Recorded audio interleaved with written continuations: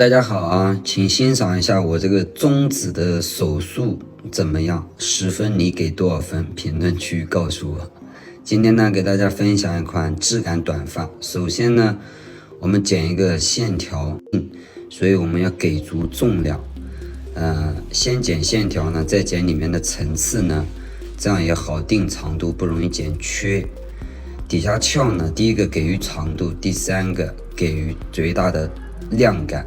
第4个只能用推子推掉了，那我们今天没有，因为头骨比较饱满，我们剪一个量感区去除，直角去除，这样剪完呢，下面的有角量感还是保留的，这样呢，我们不丢失量感区的饱满度，剪直角去除，因为头骨发量比较多，我们只要控制这个头发的落点即可。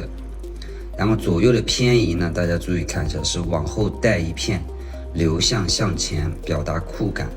一片靠一片，因为头骨还是偏窄的，注意看好这个细节。次分区都是垂直分区，然后我们横向检查一下它的流向，就会有一点向前。另外一边呢，我们讲技术，剪头发都是与服务结果，所以我们剪这个动作呢，底下给予量感，压住底下不翘，都是服务结果。上面剪层次落点是服务饱满度，左右有点窄增宽。那技术呢，左右只有两边，一边重一边轻，一边长一边短，所以大家要极度的运用好基本功。在这个过程当中呢，有了基本功之后呢，接下来看素材的能力要比较强。如果我们在设计的角度是服务人，技术是服务头的时候，如果头骨扁平，你可以剪堆积。大家一定要注意，因为很少在量感区剪去除，所以在看素材的时候决定了技术运用的合理性，这一点是非常重要的，所以大家一定要明白启发式的思维。然后我们再到动感区一点放色，注意看好这个细节，饱满度建立好之后，量感区负责动感的功能。注意我们剪一个正反的切口菱形，表达视觉舞台的个性，高于梳子水平，剪反曲线，这样呢，动感区就非常动感，落下来呢又不会产生重量线，两个层次过渡呢非常的完美。一点放色等于是一个斜方的层次，技术呢是上短下长反曲线，定点放色，注意看好这个细节，这样呢也可以把头收窄拉长的一个效果。次分区就是切西瓜这样的一个状态，这边可以看到是一个斜方的切口，上短下长，表达动感。功能呢就是收窄头骨，另外一侧也是一样的方法。在这个过程当中，我们不建议剪均等去除，我们建议剪直的切口，会更加高级立体。所以在技术安排合理的时候，不光能满足风格，又能满足功能性。所有的转角线以上，你只要考虑到动感的功能。其次，第二个落下来不能有重量线。侧区呢，我们是水平分区，注意看好，等于剪一个侧方，不需要流向，首位与划分线平行，不要高过划分线，就是反曲线。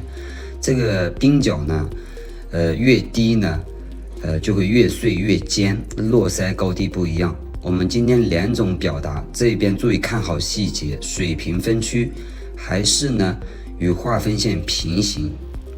不要高过划分线，就等于是反曲线了，还是侧方。剪3片，注意看好细节。第二片也是一样。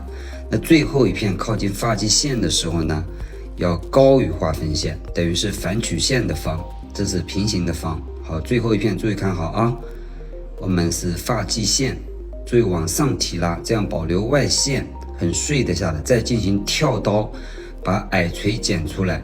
这样不会闷，再达到侧部点、侧角点打绝对的方形。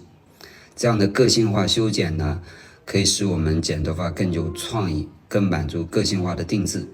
动感区呢，一点放色，剪一个顶部的方，大家看一下，180度达到绝对的平行地面，一点放色，手与划分线平行即可，方便操作。这样呢，等于动感区前后发都是借导线借量感，前后都是去除，这样呢量感平衡。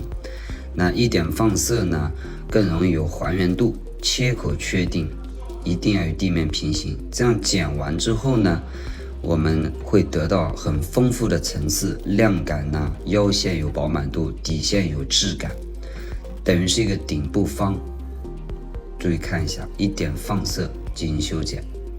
另外一边也是一样啊，大家注意看好这个细节，剪方形呢更具有立体感，有角。另外一侧也是一样的技术，我们是照顾机位从前往后剪，正常站位和直播间是不一样的。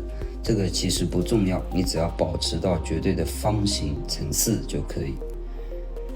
我们这样剪完呢，刘海呢是比较长的，我们最后呢再进行个性化的修剪。注意看好一个细节啊，后面是亮点，当然顶部的方形去除就等于剪好了。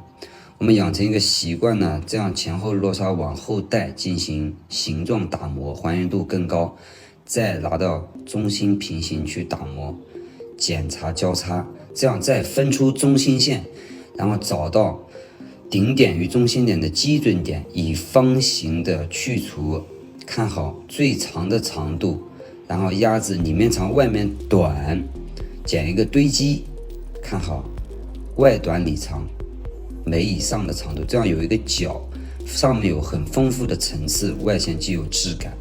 那脸型呢，我们把所有的发片带到第一片，可以理解为三角形，什么形状不重要，我们是为了保留侧距更多的长度进行修饰脸型，所以这样的一个结构呢更有启发性。这样剪完横向检查就是一个三角形，另外一边也是用同样的方法。我相信大家呢一定能看懂，如果看不懂的评论区告诉我。所以大家一定要明白，在自然吹干的时候，直播间两种鬓角的体现更有教学性、启发性，不做填压。那根据自己的不同顾客呢，你更喜欢哪一种状态？一边是碎的，一边是这种个性化的定制。这边是碎的，大家看一下，柔和类的。在直播间呈现的时候呢，剪到最后呢，都是自己的一种风格和客户的定制。所以作为设计师呢，一定要高度的去运用技术，去做到复购率和忠诚度。所以呢，一个好的系统应该不是教比例、教框架，应该是青出于蓝胜于蓝，启发式教学。我并不想每一个学员呢教成和我一样的，应该是在这个理念上面得到更多自己最终的风格，这是跟随学多就很重要的一个特点。